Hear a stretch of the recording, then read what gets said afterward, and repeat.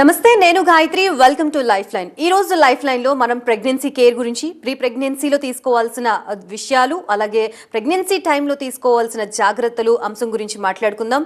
గత 10 ఏళ్ల నుంచి వైద్య రంగంలో ఎన్నో సేవలు అందిస్తున్న డాక్టర్ వీరపనేని శ్రావ్య మనతో పాటు ఉన్నారు. ప్రస్తుతం ప్రసాద్ హాస్పిటల్స్ తో కలిసి ఆవిడ పనిచేస్తున్నారు. Infertility, high risk pregnancy, laparoscopic surgery, PCOD ఇలాంటి అంశాలని సక్సెస్ఫుల్ గా డీల్ చేస్తూ ఎన్నో ప్రశంసలు అందుకున్నారు. ప్రస్తుతం మన స్టూడియోలో ఉన్నారు. మరిన్ని విషయాలు అడిగి తెలుసుకుందాం. నమస్తే ma'am, welcome to the studio. నమస్తే మ్యామ్, ఫస్ట్ ఆఫ్ ఆల్ ప్రెగ్నెన్సీకి ప్లాన్ చేసుకునే ముందు కపుల్స్ తీసుకోవాల్సిన జాగ్రత్తలు ఏంటి?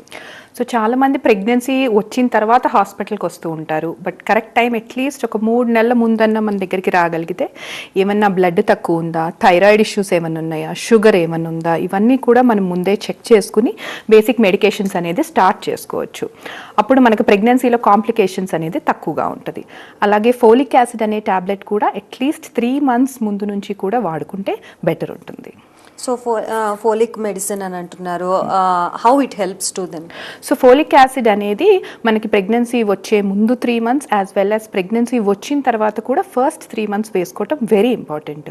దీని డోసు 5 mg అనమాట, ప్రతిరోజు వేసుకోవాలి. సో ఇది వేసుకుంటే మనకి న్యూరల్ ట్యూబ్ డిఫెక్ట్స్ అంటే బ్రెయిన్లో ప్రాబ్లమ్స్ వచ్చేయకుండా, స్పైనల్లో ప్రాబ్లమ్స్ రాకుండా కూడా హెల్ప్ చేస్తుంది. అండ్ ఎర్లీ ప్రెగ్నెన్సీలో ఫోలిక్ యాసిడ్ యొక్క ఇంపార్టెన్స్ ఏంటి, దాని ప్రాముఖ్యత ఏంటి? సో ఈ న్యూరల్ ట్యూబ్ డిఫెక్ట్స్ ఏవైతే ఉంటాయో ఫస్ట్ 3 monthsలో కూడా మనం ఫోలిక్ యాసిడ్ కరెక్ట్గా వేసుకుంటే most of the times prevent చేసుకోవడానికి యూస్ఫుల్ ఉంటుంది. ఓకే.